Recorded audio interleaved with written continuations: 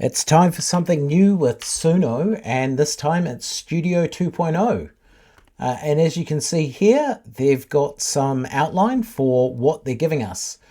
They've overhauled the studio for the digital audio work desk, and you can see they've got all the features listed here, so you can import and record in MIDI. There's a chat bar, which I've actually played with before in a preview release, so we'll be interested to see if that's different.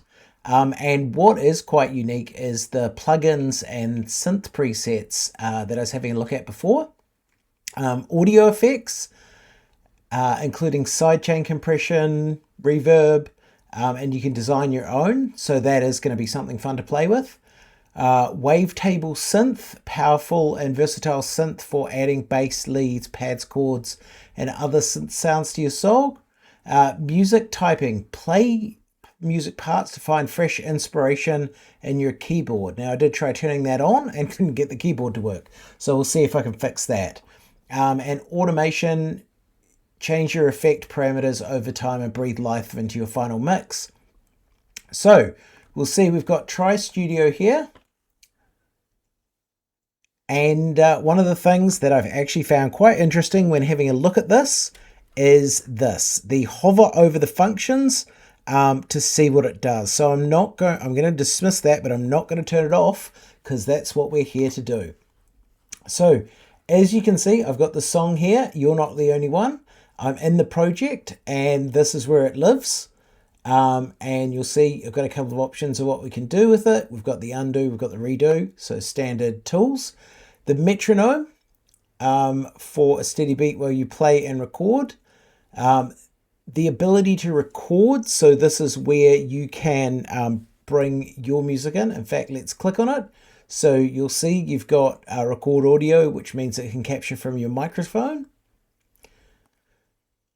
Let's minimize that, the play pause, and you can see the keyboard shortcuts are in here as well. Loop, follow the playhead, so that's quite good when you're trying to edit your music and trying not to get lost. You've got your time code here, which you can come in and change how that works, and manage the beats. You've got your beats per minute, the tempo, so you'll see you can come in here and do some options. And you'll see as you push these options, they'll change things at the bottom. Sorry, not really an expert in this area. How many beats make a bar? Export. Now, my understanding, and we will need to clarify this, is with the changes in how many downloads you can do, if you're in the Premiere, which I think is the highest license one, the one I'm on, going forward, this will not be in that 20, and I think it was 60 was the higher one. You'll be able to export as much as you like from this location. And then you've got your library in here, and you'll see you can actually come into all songs, like songs, your stems, and your uploads. So that's nice to have that difference. And you can see here's my previous projects, and it'll show you the ones that were done in Legacy and the ones you've opened up in this environment. So I'm just going to minimize that library so we can get as much space as we want.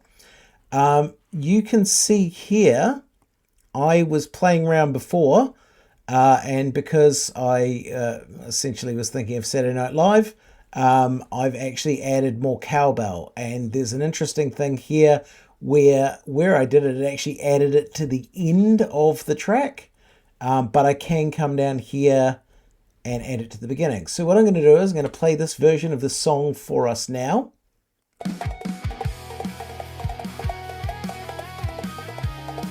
Let's mute that.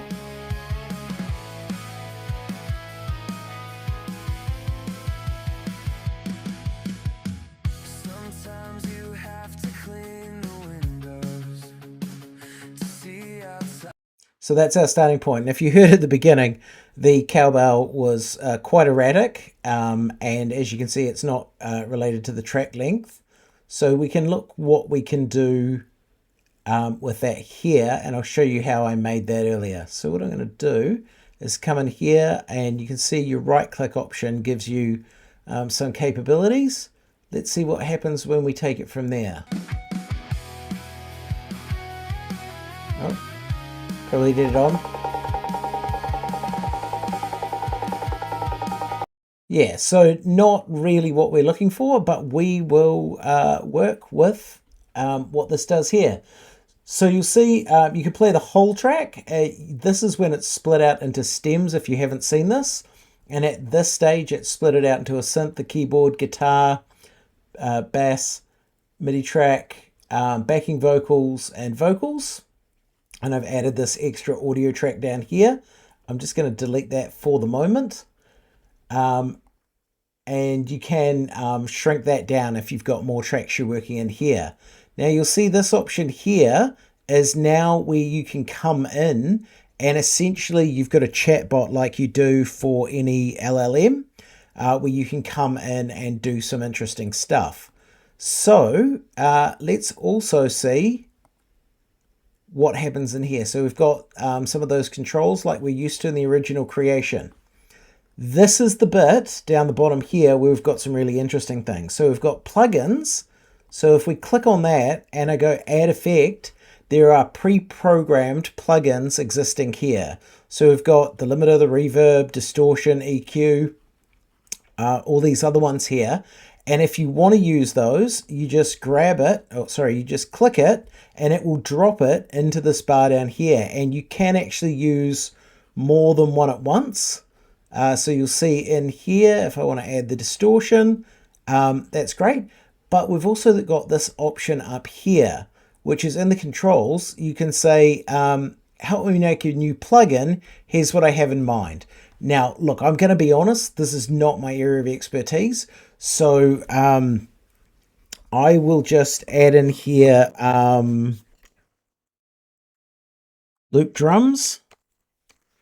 And we'll click it because I would love you to see how this works.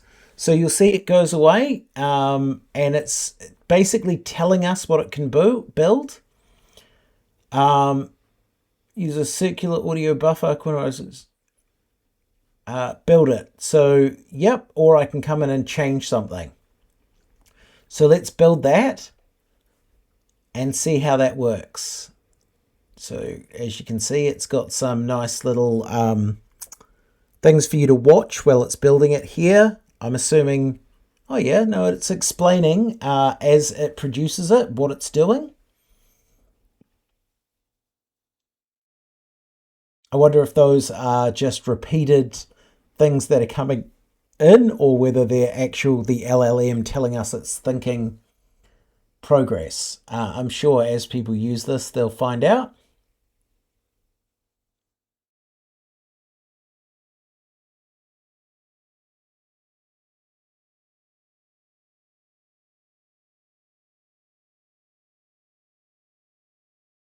Okay, so you'll see here, I now have this drum loop, which it's created obviously a whole set of tools in here.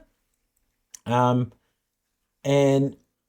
you can also have this so it shows up over on the side here as well. We've got automation. Where's that going here? Which is showing up in this part of the bar. Not really something I know what to do with there. There's the clip editor. Open the editor, select the clip. So 2 audio clips are selected. So we can come in here and you'll see that's right inside the drums. If we come in here, we've got it on the bass now. Come into the keyboard. Yeah, can't see the whole thing. I feel like we can learn a lot about managing this. Or you can see here, now that's interesting, that's the cowbell that I got rid of earlier. Wonder if I can delete that. Yes, I can delete that. So I will remove that. We've also got these options over here. As well as a playable keyboard. Now, I can't get this to actually trigger, but I'm sure it is something that anyone who needs to use something like this will find a way to activate it.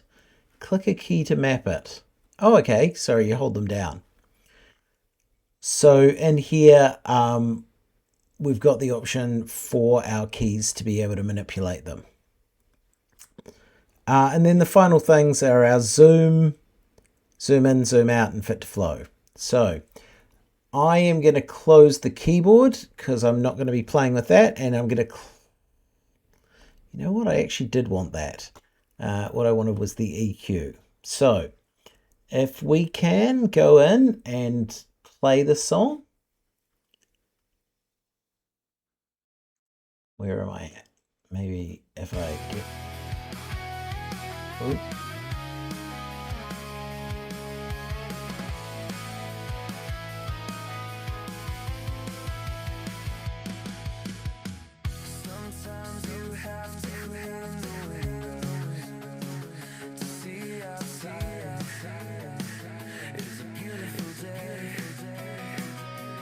That was absolutely not what I intended.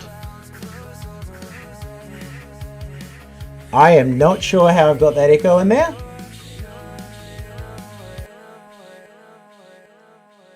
Now that's interesting. The main is playing over here.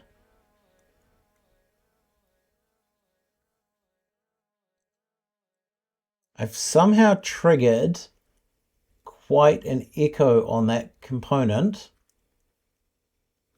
And I'm not sure how I've activated it.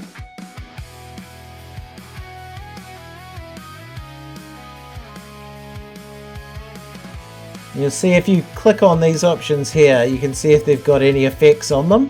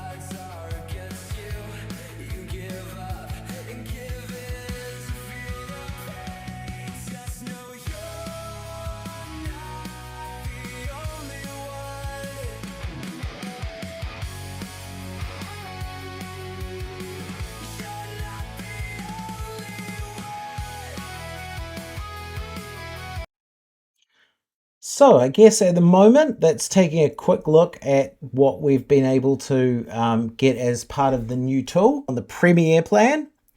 And at the moment, we are seeing that these are the features that are available.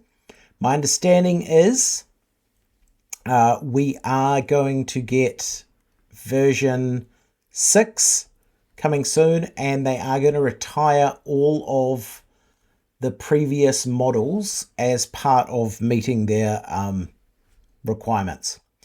So taking a look at Studio 2.0, hopefully there's some interesting things there. I will have a play around with it and come back to it when I've learned some stuff.